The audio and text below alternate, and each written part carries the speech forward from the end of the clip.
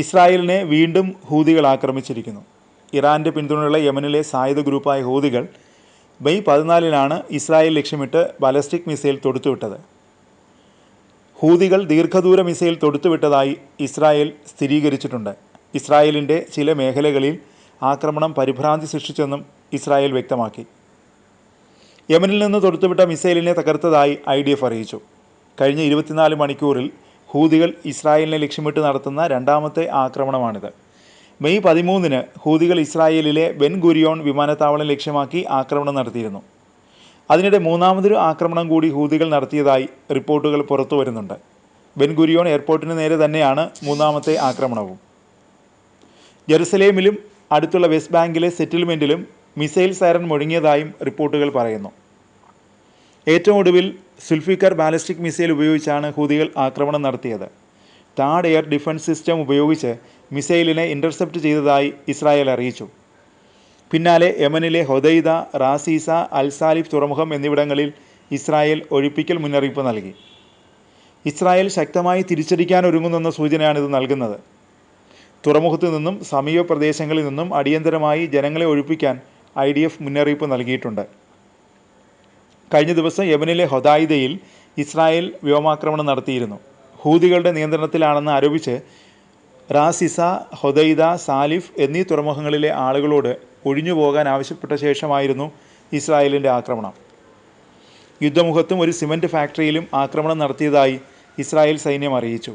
ഇസ്രായേലിനെതിരായ ആക്രമണത്തിന് ഹൂതികൾക്ക് യമൻ പിന്തുണ നൽകുന്നതിലാണ് ഈ സ്ഥലങ്ങൾ തകർത്തതെന്നാണ് ഇസ്രായേൽ അവകാശപ്പെടുന്നത്.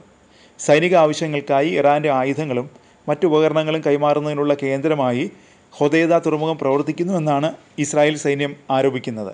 സൗദിയും US തമ്മിലുള്ള ബന്ധം ശക്തമാകുന്നതിനിടെ മറ്റൊരു റിപ്പോർട്ട് വരുന്നുണ്ട്. മിഡിൽ ഈസ്റ്റ് ഐ ഇക്കാര്യം റിപ്പോർട്ട് ചെയ്തത്. ട്രംപിൻ്റെ US സന്ദർശനത്തിൽ യമനിലെ US ആക്രമണം അവസാനിപ്പിക്കാനും ട്രംപിന് മേൽ സൗദി സമ്മർദ്ദം ചെലുത്തിയെന്നാണ് മിഡിൽ ഈസ്റ്റ് ഐ റിപ്പോർട്ട് ചെയ്യുന്നത്. യമൻ ആക്രമണം സൗദിക്കും US-നും ലജ്ജാകരമായ സാഹചര്യം സൃഷ്ടിക്കുമെന്ന് ട്രംപിന് മുന്നറിയിപ്പ് നൽകിയെന്നും റിപ്പോർട്ടിൽ പറയുന്നു. 2024 ബൈഡൻ ഭരണകൂടം ആക്രമണങ്ങൾ ആരംഭിച്ചതു മുതൽ സൗദി അറേബ്യ യമനിലെ US ആക്രമണങ്ങളെ എതിർത്തിരുന്നു. സൗദി ഉൾപ്പെടെയുള്ള സുഹൃത്ത് രാജ്യങ്ങളുടെ എതിർപ്പ് വകവയ്ക്കാതെയാണ് US യമനിൽ ആക്രമണം നടത്തിയത്. കഴിഞ്ഞയാഴ്ച ആക്രമണങ്ങൾ നിർത്തണമെന്ന് കർശനമായി തന്നെ സൗദി US-നെ അറിയിച്ചെന്ന് 2 US ഉദ്യോഗസ്ഥർ വെളിപ്പെടുത്തിയതായി മിഡിൽ ഈസ്റ്റ് ഐ വ്യക്തമാക്കുന്നു. ട്രംപിൻ്റെ സന്ദർശനത്തിന് മുമ്പ് ആക്രമണങ്ങൾ നിർത്താൻ സൗദി ആവശ്യപ്പെട്ടതായി US ഉദ്യോഗസ്ഥരിൽ ഒരാൾ മിഡിൽ ഈസ്റ്റ് ഐയോട് പറഞ്ഞു. യമൻ ആക്രമണം അവസാനിപ്പിക്കാൻ കഴിഞ്ഞ ആഴ്ച മുതൽ സൗദി US-ന് മേൽ സമ്മർദ്ദം ചെലുത്തുന്നുണ്ട്. യമനെതിരായ ആക്രമണങ്ങൾ തീ കൊണ്ടുള്ള കളിയാണെന്ന് സൗദി US-ന് മുന്നറിയിപ്പ് നൽകിയെന്നും റിപ്പോർട്ടിൽ പറയുന്നുണ്ട്.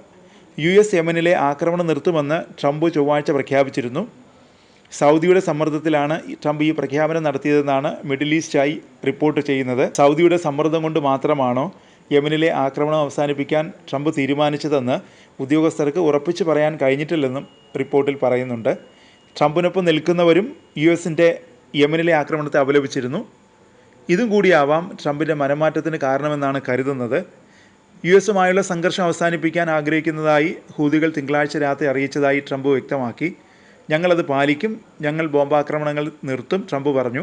കപ്പലുകളെ ആക്രമിക്കില്ലെന്നും ഹൂതികൾ വാഗ്ദാനം ചെയ്തതായി ട്രംപ് അറിയിച്ചു. ഒമാൻ വിദേശകാര്യമന്ത്രി ബദർ അൽ ബുസൈദി ട്രംപ് എക്സിൽ നടത്തിയ പ്രഖ്യാപനം സ്ഥിരീകരിച്ചു. US-നും ഹൂതികൾക്കും ഇടയിലുള്ള വെടിനിർത്തലിന് തൻ്റെ രാജ്യം മധ്യസ്ഥത വഹിച്ചിരുന്നെന്നും അദ്ദേഹം കൂട്ടിച്ചേർത്തു.